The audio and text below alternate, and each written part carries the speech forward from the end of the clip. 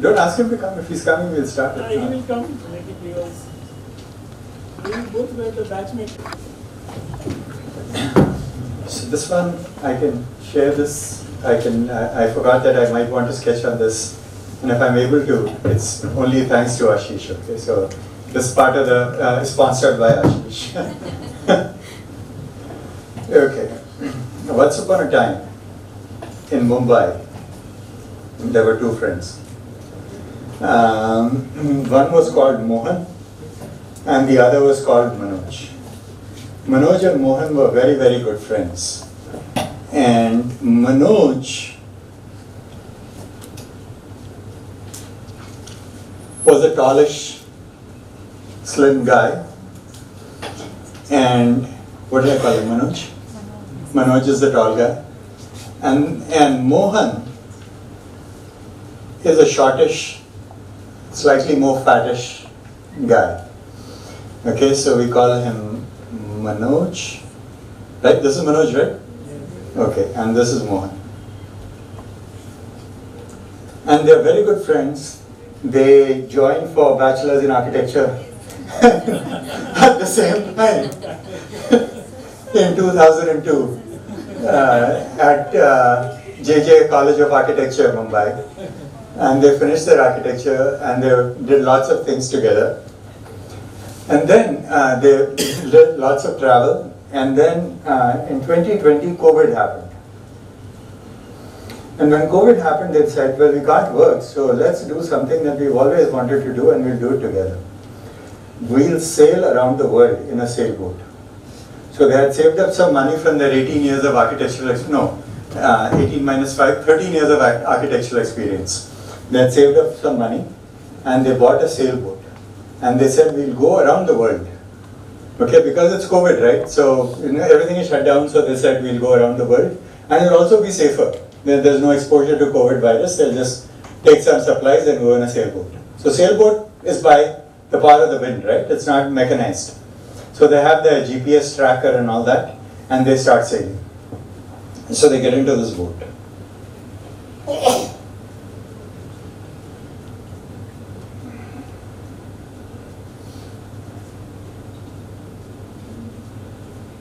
And these guys are standing here. And that's Manoj, so you can see him above the boat, but Mohan is kind of short, so you can barely see his head above the boat. And they start sailing on April 1st, 2020. And they start from Mumbai, and their goal is go from Mumbai to South Africa. And they go around the Cape of Good Hope. So you know South Africa, right? Cape of Good Hope. Then they turn up and they'll go across the Atlantic Ocean to Brazil. Then they'll go south from Brazil to Argentina and then go around the Cape there and they'll come up and then come up on the other side of South America. They'll come up a little bit to North America, to California, and they'll go across the Pacific Ocean to China, and they'll come down from there to India. That's their plan. And their plan is to do it in 6 months. And their plan is to not go anywhere, not stop anywhere, just do it continuously. Because they want to avoid COVID, and they have a blog. And in this blog, they're documenting everything. Every day they're uploading their journey, and everyone is following them with great interest. All their friends are following them with great interest. So they start from Mumbai Manoj and Mohan from Mumbai start on the 1st of April, and they start going west and south. They go down South Africa. It takes them about 2 or 3 weeks to go down South Africa, and then they round the Cape of Good Hope and they start climbing up on the other side. Then they hit an area latitude called just before the equator, so certain south the equator, just past South Africa, there is a band between the 30th and 40th degree longitude where wind speeds are very, very high. It's called the roaring 40s. Wind speeds are very, very high. And during that time, so this is now about 1.5 months into the journey, they're having a good time, but suddenly they come to this place where the wind speeds are very, very high, and they're trying their best to control their boat. Okay? But after 2 or 3 days of struggle, they lose, and their boat goes very, very fast and crashes against an island. Okay, there's a very big island, and the boat, they are trying to avoid this island, but it crashes. And their boat is completely destroyed as it approaches the island because the sea is very shallow, the boat is completely destroyed. All their supplies are gone, their phones are gone. But these two guys somehow survive, and they swim, okay, both Manoj and Mohan swim, and they get to the island. When they get to the island, so my the screen there and here looks different, okay, so I'm trying to figure out where to put this. So they get to this island, and this is the island. And in this island there is all this ocean around here, and these two guys, as soon as they land, they are exhausted, and they lie down there and they are relaxing on the beach here.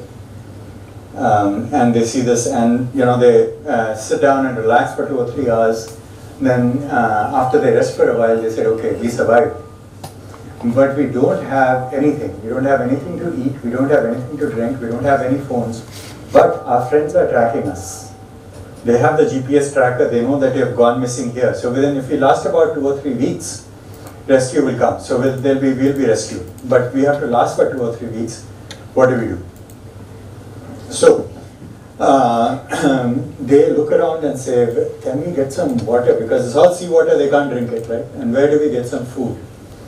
So they look around, and this is about 6 or 7 p.m. in the evening, okay? So it's almost sunset time, it's almost evening. So they look around and they see that in the island there is no one there. It's completely uninhabited. It's about 2 miles by 2 miles, so about 4 kilometers by 4 kilometers island.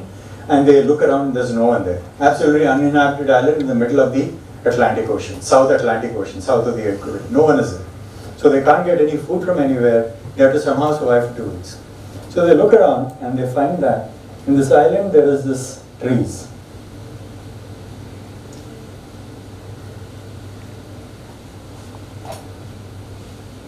And the trees have coconuts.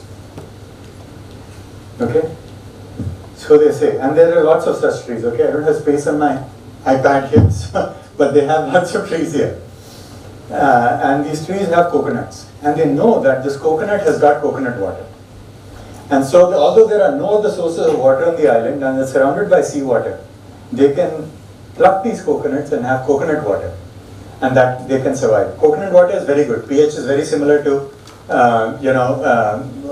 regular water, yeah. pH is around 7. So that's very close to pure water, neither acidic nor alkaline. 7 is a good number, right? So they say that's a good number.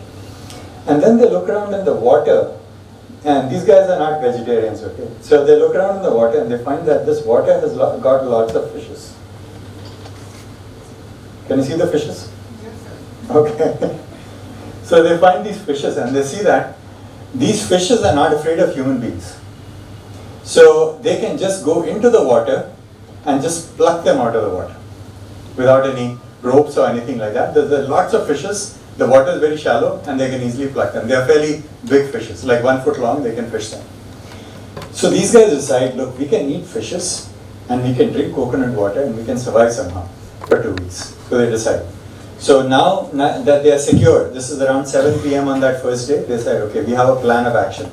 Tomorrow morning at sunrise we'll get up and then we'll work for so many hours and then we'll collect so many coconuts and we'll collect so many fishes and we will then eat that, and we'll do that every day for the next 2 weeks. So next day morning, so let's call this 20th of May. 2020, that's the next day, okay? They get up in the morning and then they say from 8 to 12 in the morning, both of us will pick coconuts because water is much more, needed, more urgent, so they prioritize. We'll get coconuts first. Now, neither of these people have actually, they're not very good at climbing trees. Manoj and Mohan have never climbed a coconut tree. But they find these coconut trees are not very tall, okay? So they're about 8 or 9 feet high, and the coconuts are about 8 or 9 feet high. And Manoj is about 6 feet tall. Mohan is about 5 feet tall. And so in the morning from 8 to 12, they're trying to pluck coconuts. And Manoj finds that he's a very, very good jumper for plucking coconuts. It seems that it's his God-given ability to pluck coconuts. Okay, and Manoj is plucking coconuts at 10 coconuts per hour for Manoj. Okay, and times 4 hours, Manoj plucks 40 coconuts. Mohan finds that he's not meant for plucking coconuts. He's struggling to get one coconut. He's jumping so many times and manages to barely touch one coconut, and he's getting 2 coconuts per hour. Mohan. And over 4 hours, he gets 8 coconuts. So 48 coconuts, both of them working 4 hours, they collect that. And they drink all this coconut water and they're nourished. And they take a break from 12 to 1. And then they decide, okay, now let's do the other thing. Let's go and get some fishes. So from 1 p.m. to 5 p.m., they're both catching fishes. Mohan finds that he's born to catch fish. He's shortish guy. He bends down into the water, and as the fish tries to move, he's very fast in catching the fish. And he finds that he can catch 6. Have we run out of juice on this? Yeah, I think we've run out of juice. But it's okay. We'll go with this.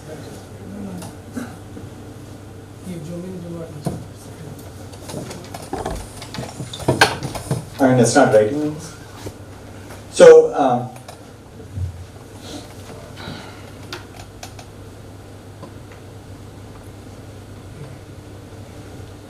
no, it's not writing. Yeah. So maybe it needs to be charged.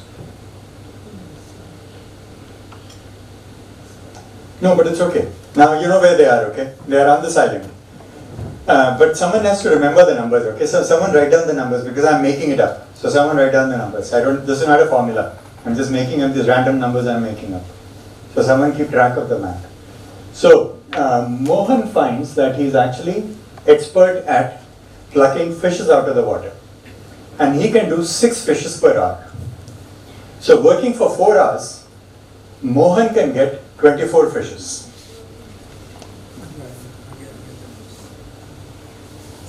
It's working? Great, fantastic. So, okay.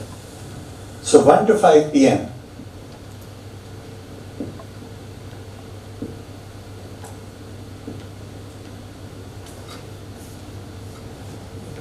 It's not working. Yeah. So 1 to 5 p.m.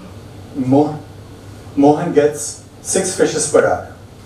So 24. So 6 times 4, 24 fishes. Mohan catches 24 fishes. Okay, and then Manoj finds that he really is not meant for. God did not make him for plucking fishes out of the water, and he catches 1 fish per hour. So working 4 hours, Manoj catches 4 fishes. So between the two, working 4 hours, they catch 24 plus 4, 28 fishes. Okay? So on the first day, on 20th of May 2022, okay, so I'll just put down these numbers if I can. 6 fishes per hour for Mohan. He catches 24 fishes. And Manoj, 1 fish per hour.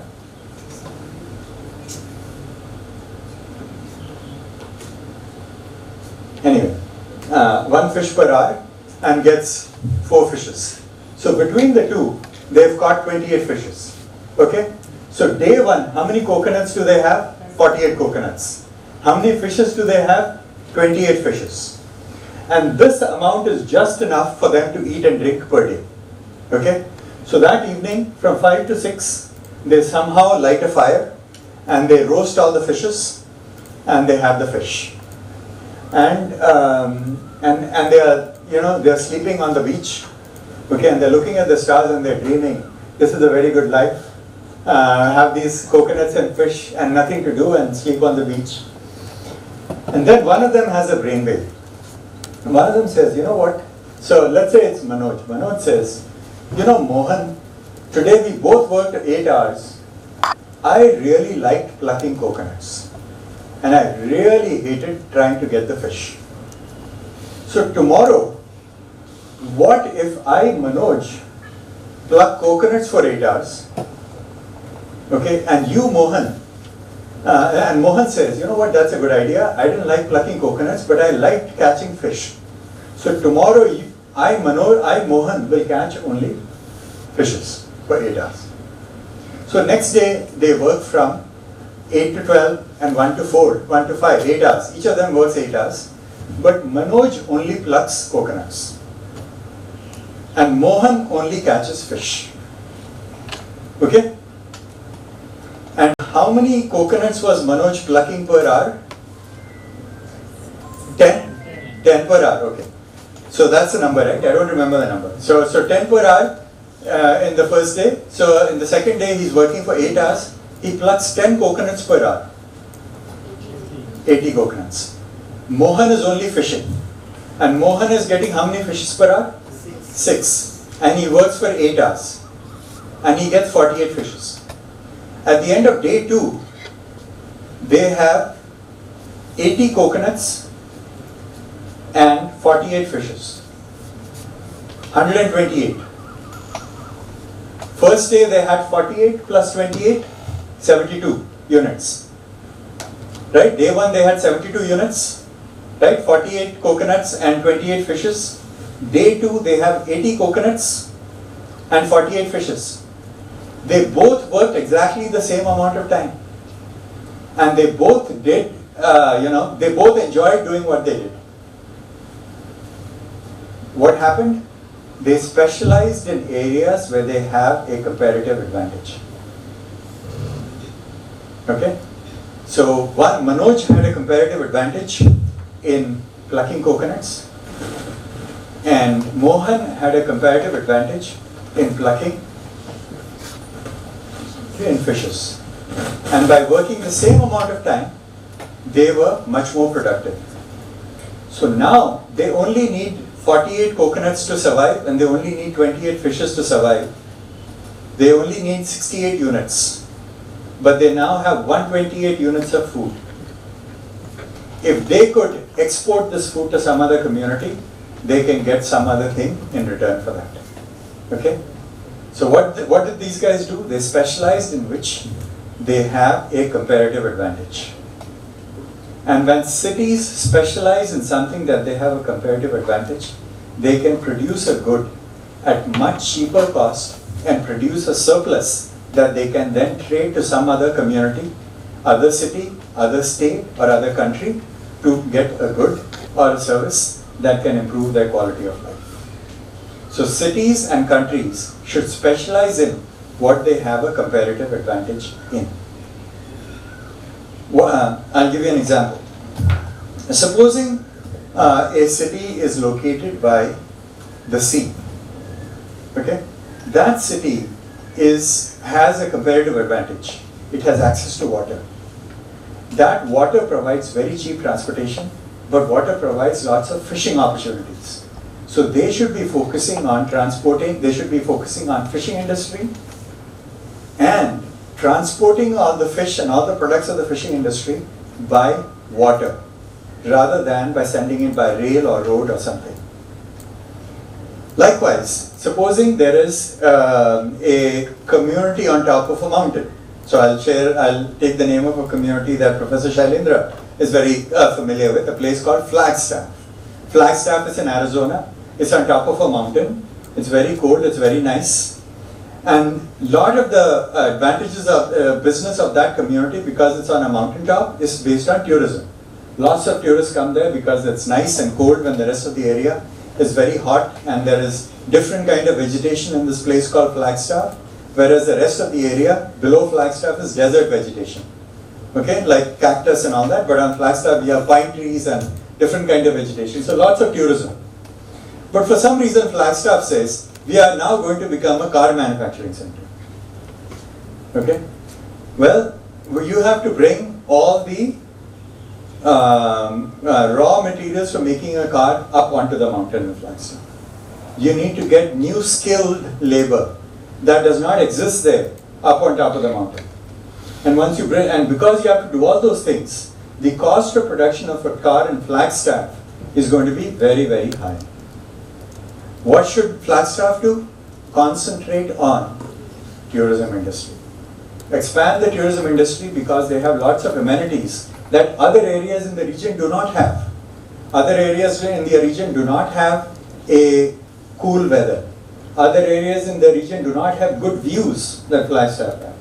Other areas in the region do not have the vegetation that Flagstaff has. And other areas in the region do not have the kind of skilled labor that you need for tourism industry. So these guys have that. Flagstaff has, they should concentrate on that. Okay. Did Flagstaff earn that? No, it was God-given, right? It was by geography and history that happened. But that comparative advantage, it has it today. And it should build on that comparative advantage. Okay? So, if Flagstaff concentrates on tourism, it will do really, really well, bring lots of money into the community and really prosper. And with this tourism money, they can go buy cars. With this tourism money, they can buy other goods and amenities that are not produced here. Okay? But these goods, this comparative advantage can be created over time. And I'm going to share two examples of this. You've all heard of a place called Silicon Valley? So Silicon Valley is called Silicon Valley because a lot of computer-related industry is there.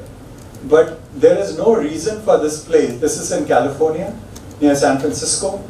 And there is no reason for this computer industry to be there. No God-given reason, no natural reason. No God-given reason for the computer industry to be there. But in the 1940s, there were two pioneers of industry who were located in San Francisco. One of them was a guy named Hewlett, okay, Hewlett. And another was a guy named Packard, Packard. And they were making, then in the 1940s and 1950s, something that was very revolutionary, and that was cash registers.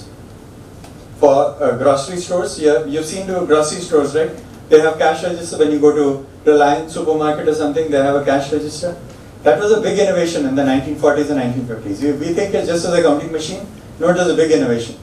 Because prior to that, a lot of theft from a store used to be done by the cashier of the store. A lot of goods would be sold and he would take this money out. So the cash register, in the cash register, every time a product is sold, the register opens. Okay, so the opening of the register and the amount of money that goes in and goes out is all controlled. It's all simultaneous. So you can reduce theft by the cashier, which was the primary source of theft in many, many stores in many, many countries in the 1940s, 1950s. Not so much in India, but there we didn't have formal, the stores here like that. In India, we didn't have those. So at the US, we had those, and this was the primary source of. So those guys were making cash registers, and they said, you know what, things are changing. New things are going to come here in this country, in the US, and we need to make this area of San Francisco the pioneer in all these things. So one of the things that some people were working on was something called, which we call today, I don't know if some of you might not know what it is, but some of us are old enough to know it, something called a fax machine. Does anyone know what a fax machine is? Okay. So fax machine. So in the 1950s, some guys were coming up with something called fax machine where you can say a document, you press it here and it will come as a document there. It was a major innovation. And those innovators of those things, of that thing, came to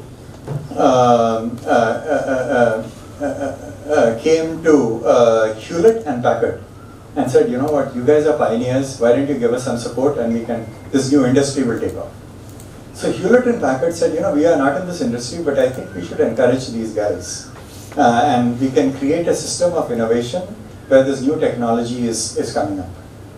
And so they went to all the banks in the area and said, there are people who are going to come up with these new innovations. You guys should support that innovation.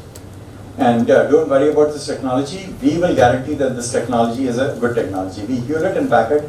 So that's HP Computers comes from that. So those two guys combined and formed the HP company. So they said that, and then they went to many engineering colleges in the U.S. and they told fresh graduates in campus recruitment, why don't you come to San Francisco? Many innovative things are happening there. You come there. So they created this ecosystem of innovation around high technology. There's no reason for creating it. They just felt that this is something that can be done. So they convinced all the financiers, the bankers there, that we will give out funding to innovators who come, who are producing innovations in the space of technology, computing technology, digital technology, all those things. And one of the first companies to benefit from that is a company whose name is spelled Xerox,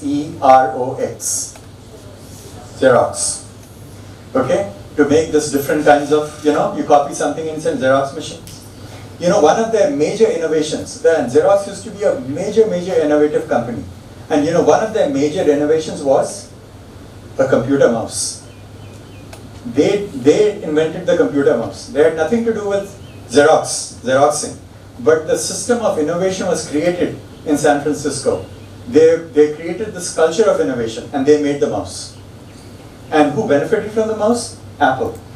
Apple came along in the 1980s and said, hey, Xerox has this thing called a mouse where you can point and click. Let's try that. And so they created the system of innovation and this culture of innovation. That created Silicon Valley. So today, if anyone is trying anything innovative, even if it is not in the area of high tech, they go to Silicon Valley. Because there is a culture of funding things that are innovative. There are bankers who are funding things that are innovative. There's a lot of skilled labor there that is innovative, and people go there and come up with different things. Take, for example, the Tesla. Tesla is a car, right? California, cars have never been made in California in the US, ever. Never been made in California. But Tesla is made in California. Like in the US, their main production center is in California. Where is it? It's in Silicon Valley. It's in a city called Fresno, which is the heart of Silicon Valley in California. Why did Elon Musk put Tesla there? Because he said, Tesla is a very innovative product. And maybe it's a car, maybe it's a rocket, but whatever is innovative, Silicon Valley will support it. So it created that culture of innovation, and therefore when Elon Musk wanted to locate this place, the best place to locate it would have been Detroit, where people have been making cars for 100 years. Ford factories are in far away from California, okay? This is 2,500 miles, difference between North India and South India, or between Gujarat and Arunachal Pradesh. That's the difference between California and Detroit. And yet, rather than putting in Detroit, where cars could have been made much easier, he said because it's an innovative product, it's Silicon Valley that will give more support for this. So he placed this product in California. So, Silicon Valley, a whole bunch of entrepreneurs in Silicon Valley created Silicon Valley and created a comparative advantage that makes it possible to launch any kind of innovation in Silicon Valley. Okay, so this some of the comparative advantages of a place might be God-given. Like when you're located on a seashore or you're located on top of a mountain, you have a comparative advantage. But comparative advantage can also be created over time. And whenever cities and countries focus on their comparative advantage, they can really produce a product that can be very competitive in the market. Okay? And that's what cities should be trying to do. Okay? Cities have to identify, and every city has a different base. Okay, Bangalore identified very early on that they're attracting a lot of very skilled people, highly educated people, and it might be good to concentrate on the skilled people that they're attracting, even though in the 1970s and 80s, Bangalore had certain factories there. Okay, they had some factories there, but they said in the 1980s and 90s, because of the good climate and because of a whole bunch of other things, Bangalore is attracting lots of highly skilled programmers. And they said, let's build this as a comparative advantage. And over a period of 10 or 15 years, Bangalore came to be known as the place for software programming. So many software products, many software programs, for many things in the US, you know, for if something happens to my computer, HP computer in the US, and I call customer support, I get someone in Bangalore. Okay, and he's able to troubleshoot. And so for many products that are available in the world, Bangalore is the capital for software, and it was built over time. Some people decided in Bangalore that this is an opportunity for Bangalore to really specialize in software. And they cultivated that, they encouraged that, they had lots of people who were software programmers, and they attracted companies who were software programmers. So really, Bangalore is the software capital of the world, because it was cultivated and grown, and Bangalore has created a comparative advantage. If today Bangalore tries to make, let's say,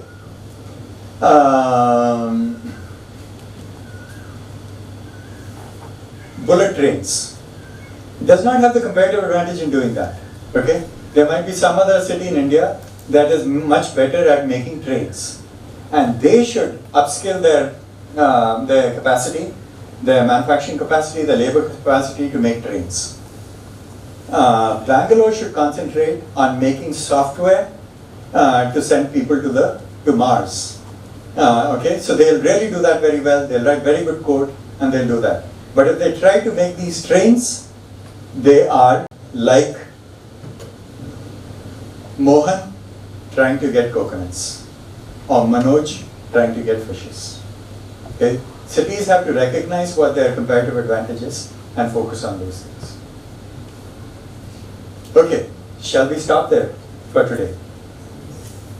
Okay, and we'll continue some of this discussion tomorrow, because we've already gone to 4:30. We've kept you 45 minutes behind time, beyond time.